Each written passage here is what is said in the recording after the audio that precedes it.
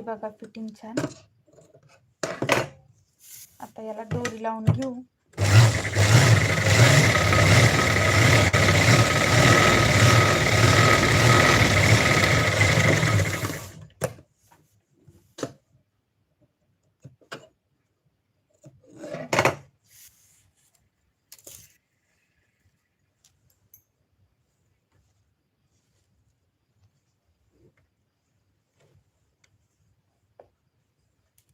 अजून थोडीशी शिलाई टाकावं लागते, तर मी ते आता टक्समध्ये दाबणार आहे पहा.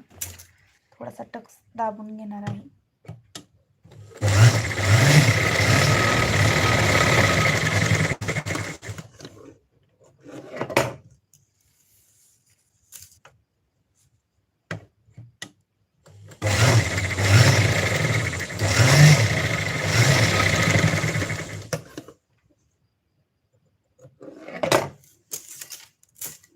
झाली आता पूर्ण फिटिंग.